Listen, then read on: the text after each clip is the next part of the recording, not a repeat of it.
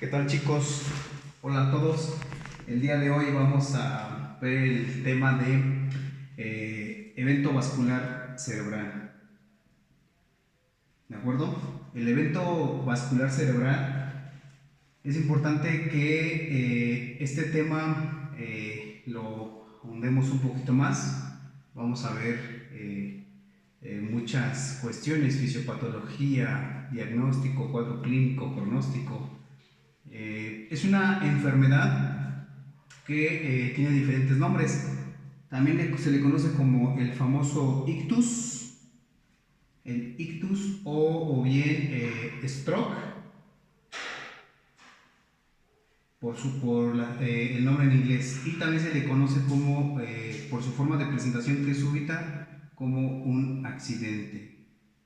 Entonces, tiene diferentes nombres: enfermedad vascular cerebral, enfermedad cerebrovascular, ictus, stroke o accidente. Comúnmente nosotros le llamamos evento vascular cerebral.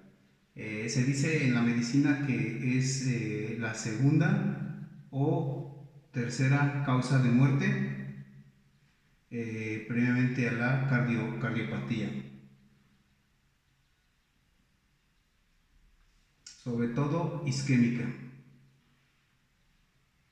Bueno, es un factor de riesgo, sobre todo en pacientes mayores a 65 años, porque desafortunadamente estos pacientes llegan a presentar discapacidad laboral.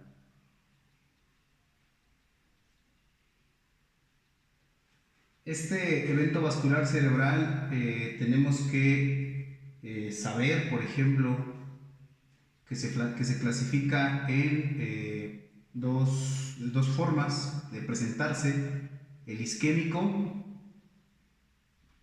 que en algunas de las clases ya lo estuve mencionando. Pacientes o la población que presentan un evento vascular de tipo isquémico normalmente es el 80%, es muy elevado. Nos vamos a encontrar en la clínica que vamos a pacientes que presenten este evento, va a ser de tipo isquémico, y un 20% en la población va a ser de tipo hemorrágico. A su vez, este tipo hemorrágico es importante saber que un 15% es una hemorragia intracraneal y el 5% pertenece a una hemorragia subaracnoidea. Bueno, muy importante conocer, por ejemplo, que cuando hay una lesión en la corteza o en el tejido neuronal, normalmente, hablando de la isquemia, hablando del evento vascular cerebral isquémico, nuestro tejido neuronal, normalmente por una oclusión de una arteria, presenta disminución de la hipoperfusión o de la perfusión sanguínea. Entonces hay una hipoperfusión. ¿Qué quiere decir? Que está disminuido el riego sanguíneo. Luego este tejido se hace necrótico. Posteriormente la disminución de esta irrigación sanguínea puede lesionar al tejido adyacente en mi cerebro, y este tejido adyacente está disfuncional. Luego entonces mi tejido disfuncional puede ser recuperado, es decir, no hay muerte del tejido, siempre y cuando haya un tratamiento inmediato. Si yo observo y me doy cuenta que mi paciente está cursando con un evento vascular cerebral de tipo isquémico, pero doy un tratamiento adecuado, mi zona adyacente en donde se encuentra mi lesión por una oclusión de un vaso arterial me va a llevar a una recuperación de este tejido. Esta zona que está alrededor de mi zona necrótica se le conoce como zona de penumbra. Es importante conocer eso. Luego, esto, si no se recupera este tejido, es normal que me lleve a un infarto cerebral por la oclusión del vaso sanguíneo. Luego, además de este evento vascular cerebral, es importante conocer la tasa de mortalidad, que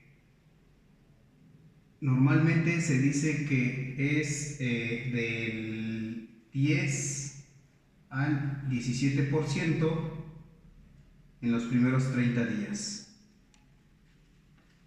¿Qué es lo que va a favorecer esta tasa de mortalidad en estos pacientes? Sobre todo que haya un aumento o incremento en la edad. Pacientes que decíamos, inclusive acá arriba, mayores a 65 años como factor de riesgo.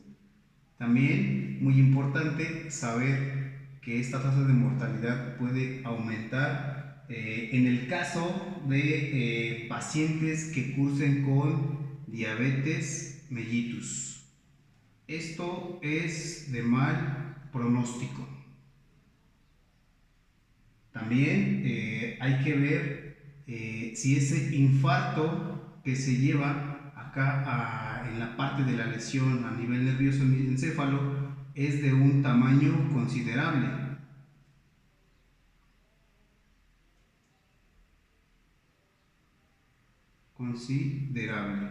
Si es grande, eso va a hacer que mi tasa de mortalidad aumente. Asimismo, también es otra causa, una cardiopatía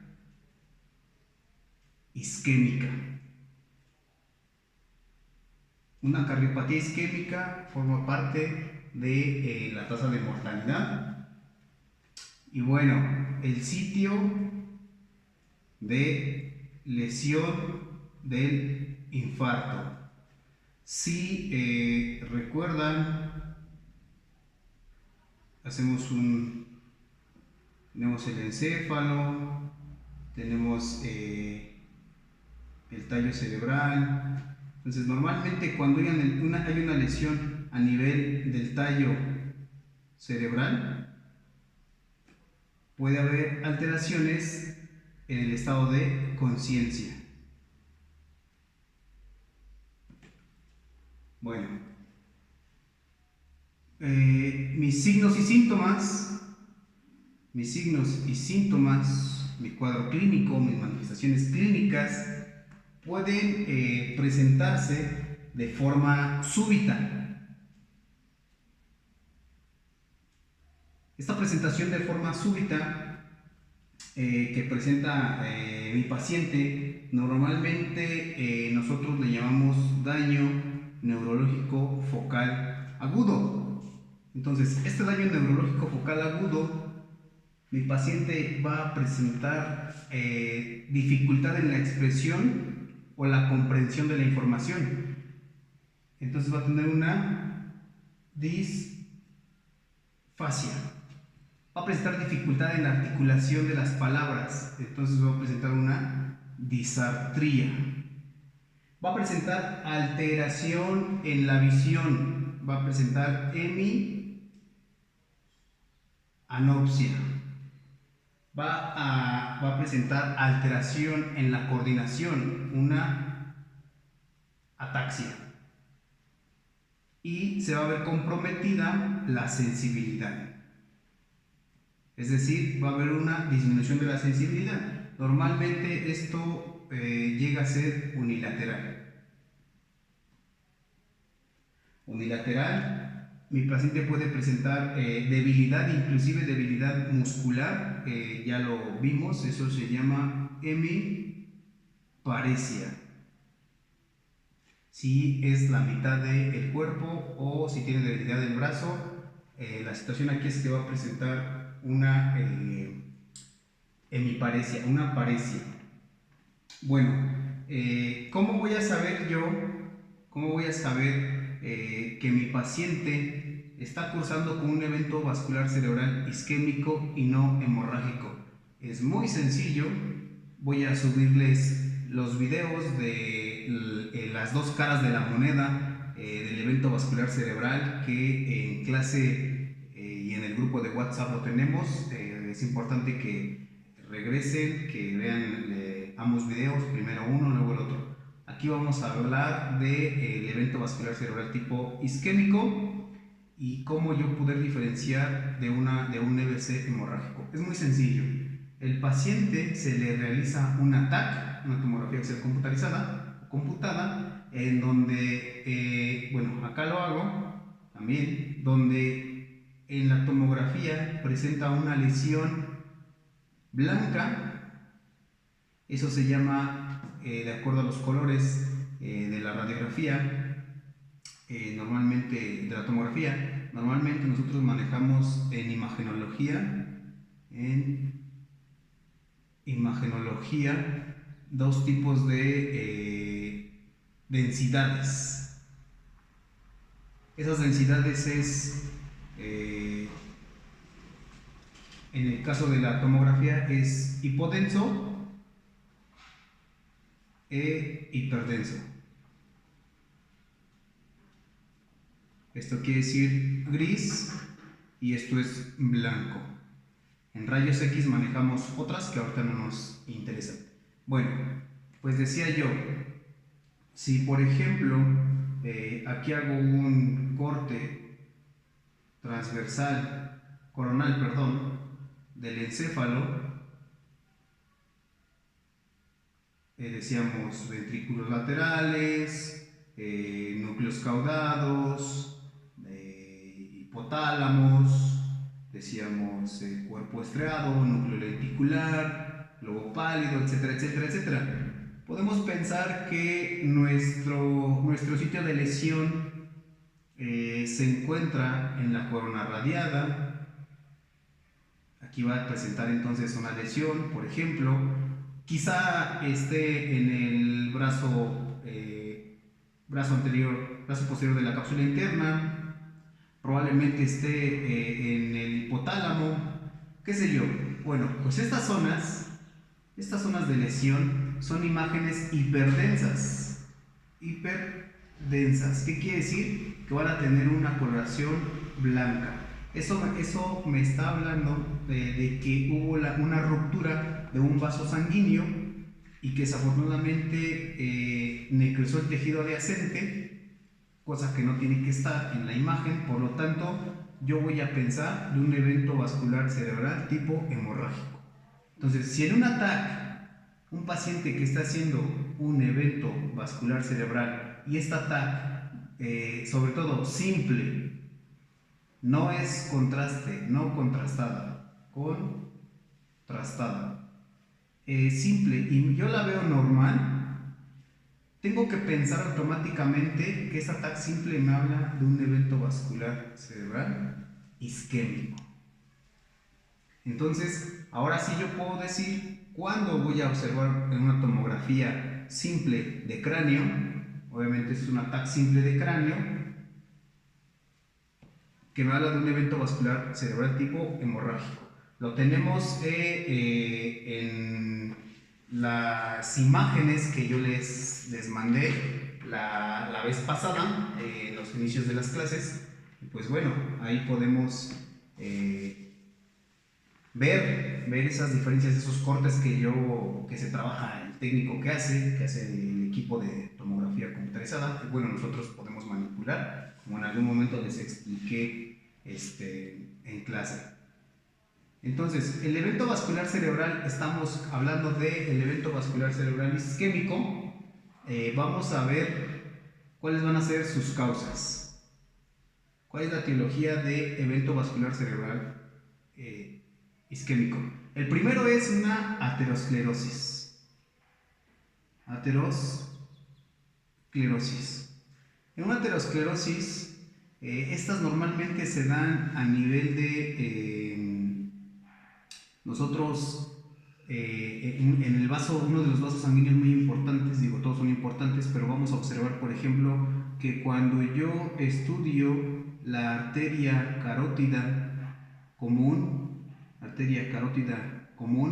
esta a nivel del cartílago tiroideo se va a bifurcar, una que va a ingresar al cráneo para nutrir todas las estructuras internas, todo el cerebro y demás, y una que se va a ir hacia afuera, que me va a irrigar toda la zona de piel, músculo, etcétera, etcétera. Entonces, arteria carótida externa y arteria carótida interna.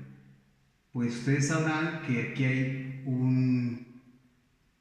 una estructura más o menos, el seno carotidio y el cuerpo carotidio, pero ahorita vamos a hablar que normalmente en la ramificación o en la bifurcación de la arteria carótida común es una zona donde normalmente se acumulan placas de ateroma,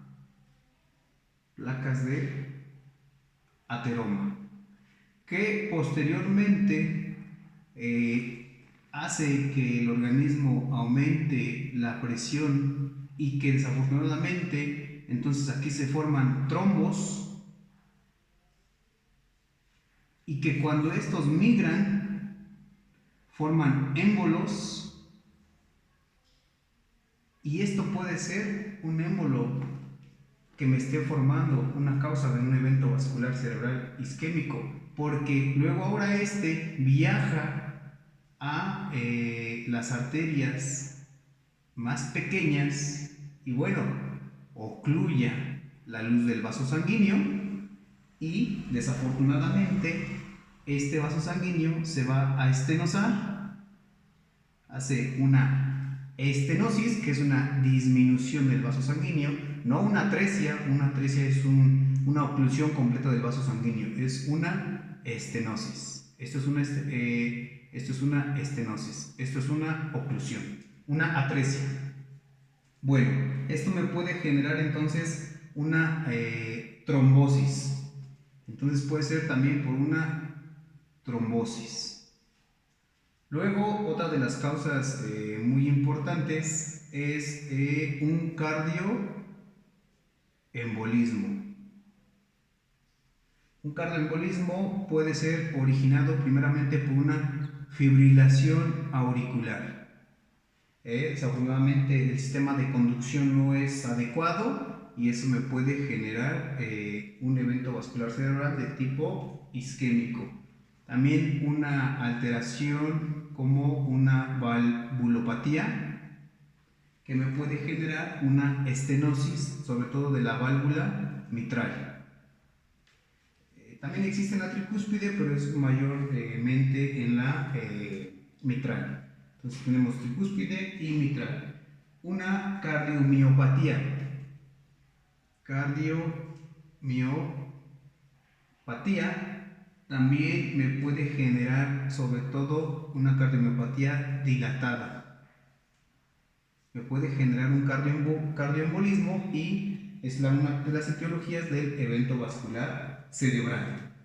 Asimismo, también podemos considerar el infarto agudo al miocardio. Luego entonces es importante saber que por ejemplo, causas también un poquito frecuentes, vamos a encontrar alteraciones de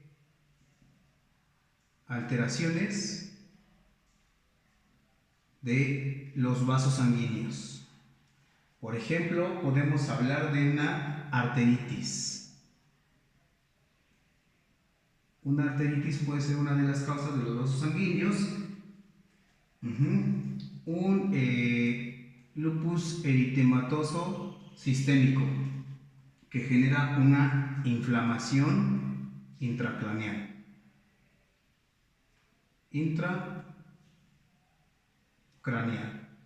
También vamos a encontrar pacientes que cursen o sobre todo sí que cursen con tuberculosis pacientes que cursen con cisticercosis o algún tipo de hongo. Esto va a generar lesión, alteración de los vasos sanguíneos y por ende, bueno, me puede causar una isquemia. Trastornos sanguíneos. Trastornos sanguíneos. ¿De qué tipo? Bueno, esos trastornos sanguíneos normalmente van a ser una hipercoagulabilidad.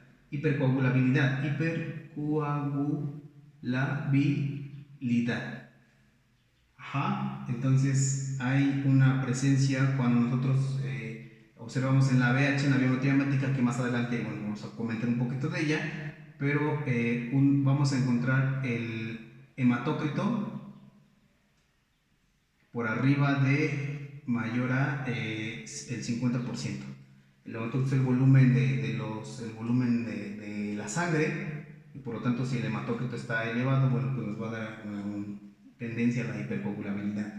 También vamos a encontrar alteraciones en los fosfolípidos, que va a presentar sobre todo en pacientes con abortos recurrentes.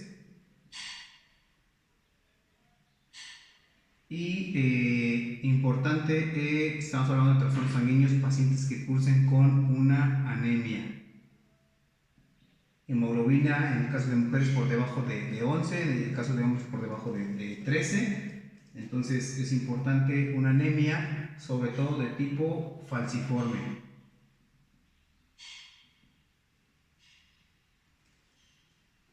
Que es tendencia a que lleven a un infarto.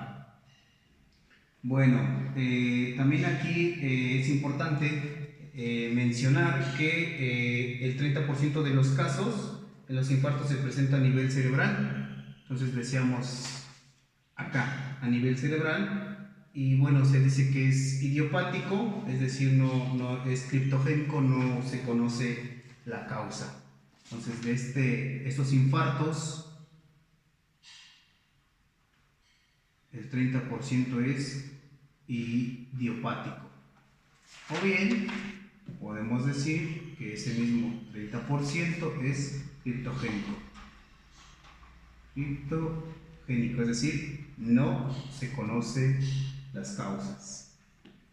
Bueno, el estudio que nosotros tenemos que trabajar, conocer, dominar, pues básicamente va a ser dominar el cuadro clínico, que decíamos que es un déficit neurológico focal agudo, donde mi paciente va a presentar alteraciones de la sensibilidad,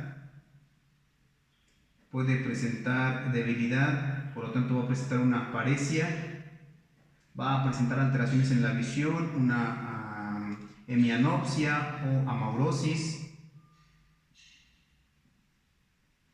va a presentar este paciente alteraciones en la expresión o en la comprensión de la información o del lenguaje, disfasia, va a presentar alteraciones en la articulación de las palabras, disartría. Normalmente, entonces, este cuadro clínico es el que tenemos que trabajar para poder nosotros hacer un buen diagnóstico. ¿Qué es lo que más tenemos que conocer si nos apoyamos, por ejemplo, de los estudios de laboratorio?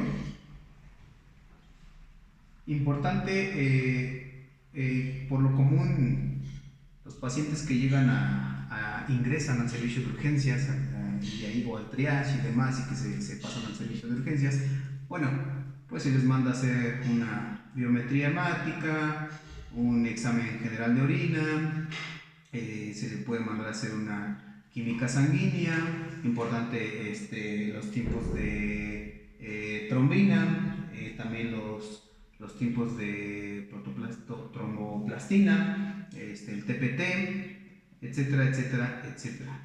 Entonces decíamos cuando, si nosotros mandamos a hacer una biometría hemática, bueno, pues checar los niveles de eritrocitos para ver que no haya una poliglobulia.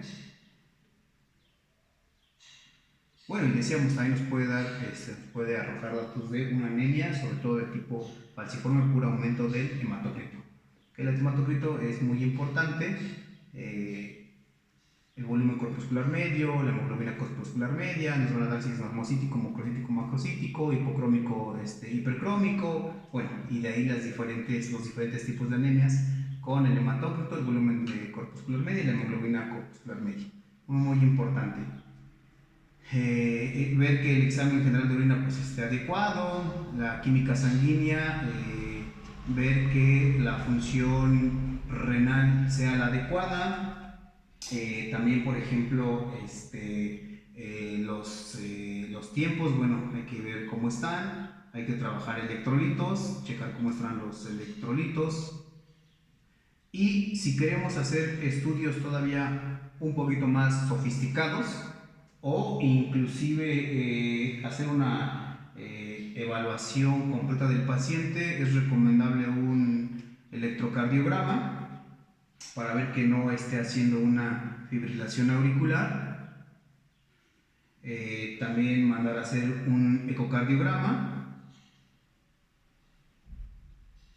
Ya sería una atención muy personalizada, una atención muy excelente, muy buena, que estaríamos dando un servicio muy padre, máximo, trabajar al paciente de manera excelente y bueno, pues salvarle la vida, ¿no? Porque si así fuera que estuviera en riesgo la vida del paciente de una forma muy eminentemente en su pérdida, en su vida, pues todo esto tenemos que apoyarnos.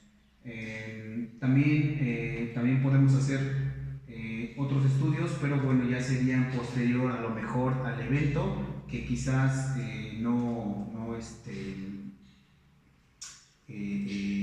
como tratamiento le funcionaría muy bien al paciente. Checar la glucosa, porque eso es uno de los, dentro de los diagnósticos diferenciales que ahorita vamos a trabajar. Entonces, diabetes, renal, etcétera, etcétera, etcétera. Vamos a ver que decíamos, bueno, y aquí entra obviamente la TAC simple de cráneo. ¿Cómo sé que no es un evento vascular cerebral hemorrágico? Pues porque mi TAC simple de cráneo salió normal.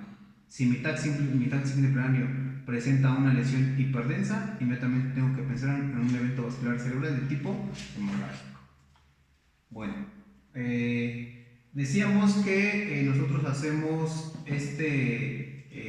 o nuestro paciente presenta un déficit neurológico focal agudo como cuadro clínico, entonces yo mando a hacer mi TAC simple, y aquí es donde puedo pensar que es isquémico, entonces, porque es normal, reitero. Luego entonces tengo una ventana de 3 a 4 horas y media para poder tener un pronóstico excelente en mi paciente, un buen tratamiento. ¿Cómo hacemos esto? Es un tratamiento específico. Es un tratamiento específico. Esta ventana de 3 a 4 horas y media va a ser muy importante para mi paciente tenga una recuperación muy buena.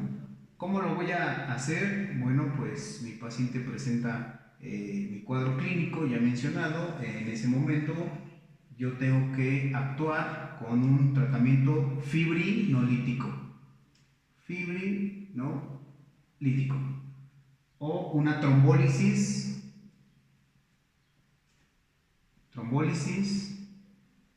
intravenosa. Lo mismo. Bueno, hay un medicamento que se ocupa, que es el RTPA, que no es otra cosa más que el activador plasminógeno, tisular recombinante.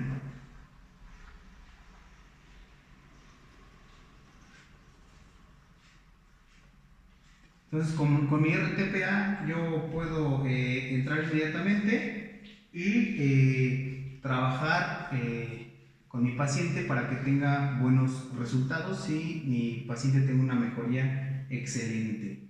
Si no es así, esta isquemia, evento vascular cerebral tipo isquémico, nosotros tenemos que hacer mucha clínica.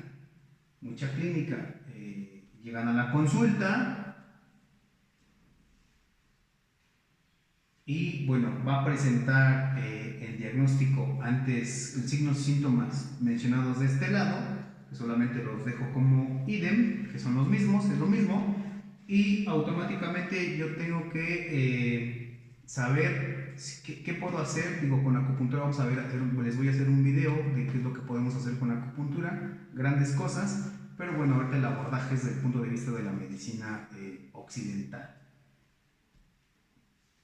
Para poder llevar a cabo este tratamiento criminolítico, tengo que descartar que mi paciente no tenga una TEA mayor a 180/110 miligramos de mercurio. Entonces tengo que controlar esta TEA primero. Entonces hay que controlar. Tengo que ver que mi paciente no tenga por arriba de 400 mililitros sobre decilitros de glucosa, o que esté por debajo de 50 mililitros sobre decilitros de glucosa. Tengo que controlar la TEA, tengo que controlar la glucosa. ¿Cómo saber que un paciente esté haciendo un evento vascular cerebral isquémico? Bueno, pues nosotros tenemos que ver que nuestro paciente, normalmente esto nos puede pasar con algún familiar le puede pasar, algún conocido, nos puede pasar en la calle, en el metro, quizá en la combi, infinidad de lugares en donde podemos vivir inclusive esta desagradable experiencia. Pues observar que nuestro paciente pueda tener desviación de la boca. Si tiene desviación de la boca, nos habla de una parálisis facial, que tenga alteración en la expresión o comprensión de la información que se le quiere dar, o que nuestro paciente llegue a presentar alguna debilidad. Que decíamos, debilidad, paresia, alteración en la expresión o en la comprensión, disfasia, alteración en la articulación, disartría. Entonces, nuestro paciente en este momento podemos pensar que está haciendo un evento vascular cerebral. ¿Y qué tenemos que hacer? Bueno, pues urgencias médicas, servicios de urgencias médicas, intrahospitalario y bueno, pues especialista. ¿La medicina alopática es mala? No, es muy buena, excelente. Diagnóstico, prevención. ¿La acupuntura es muy buena? Sí. ¿Pelear ambas? No. Tratar de comprender cómo una con otra nos podemos ayudar si nos damos la mano y no creemos y pensamos que uno lo puede más que el otro, para que tengamos unos excelentes resultados.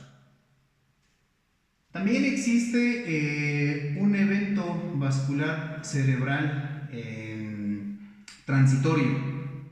Entonces, un ataque o isquémico transitorio. Un ataque isquémico transitorio. Este tiene que ser menor a 24 horas. Yo les puedo asegurar, tuve la fortuna, bueno, lo dejo acá. Tuve la fortuna apenas hace un mes en el Nicolás San Juan, 3 pacientes se los platiqué, me parece que les platiqué. Un paciente con evento vascular cerebral hemorrágico, un paciente con evento vascular cerebral isquémico y un paciente con un ataque isquémico transitorio. Entonces, tuve la fortuna de, desafortunadamente, estos pacientes, el isquémico era masculino, el hemorrágico era femenino y el transitorio era masculino. Este aproximadamente tenía 55 años, la señora también 55 y el señor tenía aproximadamente 65. Este paciente, el isquémico transitorio, inmediatamente llegó con síntomas de lipotomía, mencionados ya hace rato, y que bueno, estuvo con oxígeno, estuvo con solución fisiológica. Bueno, la verdad es que se mandó a hacer la TAC y salió normal. El ataque isquémico transitorio tiene que ser menor a 24 horas. Dicen que hay una recuperación más o menos menos de una hora. Quiero pensar, cuando yo llegué al servicio de urgencias, este paciente de ataque isquémico transitorio ya estaba normal. Yo no sabía decirles con exactitud a qué hora llegó, pero la TAC se le mandó a hacer, se le hizo y salió bien, no tenía nada. Pero bueno, es lo que les quiero compartir, que existen los tres, o al menos yo vi ya los tres, y que la verdad es que desafortunadamente digo, estos dos tienen mal pronóstico, si no son atendidos tempranamente, con buenos tratamientos, tienen mal pronóstico. Y este afortunadamente fue excelente nuestro paciente. Bueno, entonces el ataque isquémico transitorio tiene que ser menor a 24 horas, sin signos de infarto, sin signos de infarto, sin signos de infarto agudo. Es decir, no presenta síntomas que se observen en la TAC o bien en la resonancia magnética. También nos podemos apoyar. No es muy frecuente, sin embargo existe. Entonces también podemos utilizar la resonancia magnética.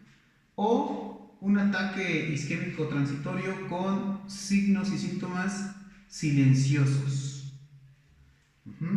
Esa sería otra forma de presentarse. La recuperación, les decía, es íntegra, les va bien, la verdad. Pero si esto que está acá es un precursor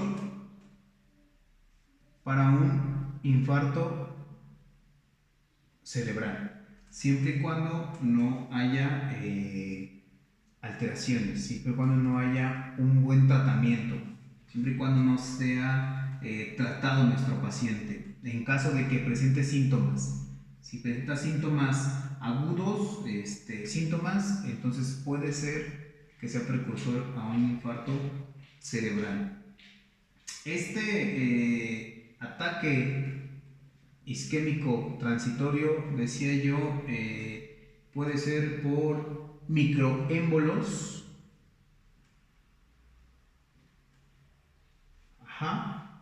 Bueno, yo ya hablaba de la bifurcación, de la arteria carótida común, carótida externa, carótida interna. Tú tocas con tu dedo en tu línea media anterior, más o menos está el cartílago tiroideo y de ahí pasa y se bifurca en carótida interna y carótida externa. Entonces se pueden formar trombos que cuando llegan a desprenderse forman los émbolos y estos ocluyen el vaso sanguíneo, por lo tanto aumentan la presión, hay un aumento en la presión y aquí hay una hipoperfusión. Quiere decir que no hay una buena, adecuada irrigación sanguínea. Y bueno, de ahí, por lo tanto, nuestro paciente pueda presentar, si es un ataque isquémico transitorio, va a presentar signos de manera fugaz. ¿Como cuáles? Va a presentar una amaurosis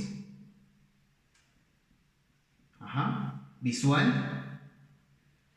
Entonces es inmediato.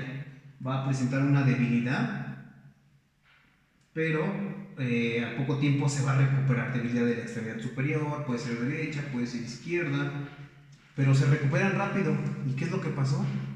Sufrió un ataque isquémico transitorio. Entonces, tener cuidado, sí, también. Tener cuidado. Podemos hacer para ver a estos niveles, por ejemplo, a este nivel de arterias, que no haya una estenosis. Entonces yo lo que voy a mandarle a hacer a mi paciente es un eco Doppler, para ver que esta arteria no esté totalmente, decíamos, muy estenosada. Importante mandar un electrocardiograma, un ecocardiograma, que son estudios complementarios que me van a ayudar para tener un diagnóstico adecuado, por lo tanto un tratamiento correcto. Bueno, este evento vascular cerebral tenemos que hacer una prevención primaria y secundaria. Normalmente la prevención primaria, bueno, es como muy difícil porque no hay signos y síntomas, y en la secundaria, bueno, ya están presentes. Por lo tanto, tengo que conocer de esta prevención primaria y secundaria cuáles son mis factores de riesgo. Factores de riesgo que van a hacer que mi paciente presente esta lesión. Les puedo decir que muchos de nosotros ya sabemos, uno de los factores de riesgo para llegar a tener un evento vascular cerebral, tanto factores de riesgo, tanto isquémico como hemorrágico. Isquémico 80% en la población, hemorrágico 20% en la población. Subaracnoideo, intracraneal 5 y 15%.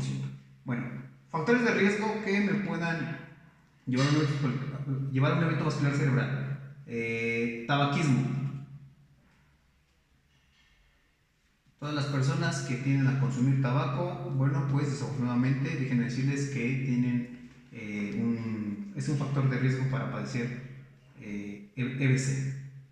Puede ser isquémico o hemorrágico, va a depender. Qué sé yo, hasta el momento lo sabremos hasta hacer el estudio. Hipertensión arterial sistémica. Hipertensión arterial sistémica, estos dos sencillamente forman el 90% para el evento vascular cerebral. Entonces, tratar de fumar lo menos posible, y si podemos dejar de fumar, que en mi caso digo no fumo, pero pues mis recomendaciones también que no fumo. Bueno, relación entre cadera y cintura, es decir, obesidad. Un dedo por arriba de la espina ilíaca, de la cresta ilíaca, se mide con un dedo, y por arriba podemos medir la cintura. Entonces, aumento de esta relación de la cintura, que nos puede generar obesidad a través del índice de masa corporal. Podemos ver obesidad, sobrepeso, grado 1, grado 2, etc.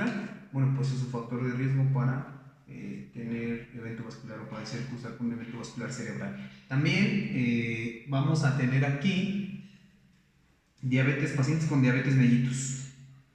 Pacientes con diabetes mellitus es muy importante. Pacientes con sedentarismo, falta de actividad física. Pacientes que tengan una mala alimentación, aumento de comidas grasas. Lo mencioné en el estudio de laboratorio de una química sanguínea. Bueno, podemos encontrar una dislipidemia, colesterol, triglicéridos altos, hipercolesterolemia y hipertrigliceridemia. Bueno, pues son factores de riesgo que son malos para los pacientes. Estrés también es un factor de riesgo que nos puede generar un EBC. Depresión, también emocionalmente una depresión conlleva, junto con todos estos signos y síntomas, factores de riesgo, pues tener un evento vascular cerebral. Cardiopatía.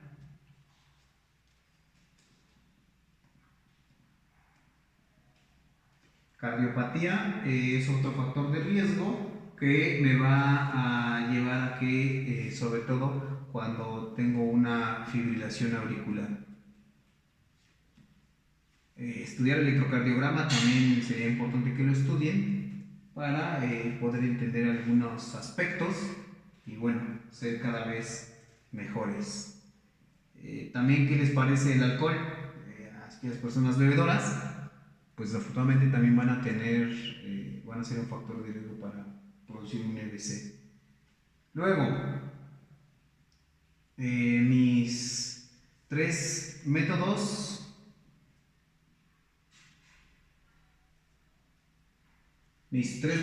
para tratar un evento vascular cerebral y mejorar la condición, mejorar el estado, sobre todo es controlar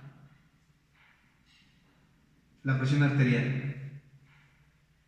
Estos tipos de pacientes normalmente les podemos mandar necesariamente un medicamento, un ECA más un diurético. Los ECAs que se manejan, los medicamentos inhibidores de la enzima convertidora de angiotensina, pueden ser enalapril, captopril, diurético de asa, normalmente furosemide, ¿no? Es el que se da. Otro medicamento que podemos dar es para disminuir los niveles de colesterol por debajo de 130 miligramos sobre decilitro. Entonces, las famosas estatinas. Y se llega a mandar la simvastatina. También tiene una acción antiinflamatoria. Entonces va a ayudar a mejorar la condición del vaso. Y podemos mandar un tratamiento antiplaquetario. Este tratamiento antiplaquetario normalmente se llega a dar ácido acetilsalicílico. ¿De acuerdo? En dado caso que nuestro paciente podría tener alguna otra que por ejemplo esté cursando con problemas de la coagulación y demás, podremos mandar más medicamentos, pero bueno, en general es lo que se hace con este tipo de pacientes. Y recordar entonces el hemorrágico 20%, isquémico 80%. ¿Cómo diferenciarlo? Pues gracias a un TAC simple donde me aparezca una imagen hiperdensa. Entonces voy a pensar en hemorrágico y no isquémico. Si mi TAC es normal, voy a presentar en un evento vascular cerebral isquémico con sus diferentes signos y síntomas. Alteraciones de la coordinación, alteraciones de la sensibilidad, alteraciones de la visión, alteraciones en la expresión o en el lenguaje. Todo eso es déficit neurológico focal agudo. Este EBC normalmente se presenta de manera súbita, hacer un buen diagnóstico diferencial para poder darle un buen tratamiento, un buen seguimiento y bueno, conocer las causas ateroscleróticas, por trombosis o émbolo o cardioembolismo, también conocer que puede ser por una fibrilación auricular, por una valvulopatía, por una cardiomiopatía dilatada. Las más frecuentes, bueno, pues ya mencionamos: hipercoagulabilidad, alteraciones fosfolípidos, anemia tipo falciforme, estudios de laboratorio que siempre tenemos que estar pensando. De entrada se manejan biometría hemática, examen general de orina, química sanguínea, tiempos de trombina, tiempos de protoplastina, y bueno, continuar, ¿no? Continuar, saber que tenemos que controlar la TA, tener que controlar la glucosa, ya lo dijimos en el tratamiento, y sería básicamente el evento vascular, el tema de evento vascular cerebral por parte de la materia. Bueno, pues de mi cuenta fue todo. Seguimos esta tarde, les subo otro video de el aspecto de la medicina tradicional china y el evento vascular cerebral. Bueno, esta ocasión solamente ocupé 4 hojas. Los dejo, que estén muy bien. Pueden detener el video cuando ustedes quieran, pueden pausarlo, tienen que estudiar. Les estaré haciendo preguntas sobre estos temas. Les estaré haciendo preguntas en el canal de YouTube. En los comentarios yo les dejaré la pregunta con su nombre y tendrán que estar al pendiente para contestarlas. Los dejo, que tengan bonito día.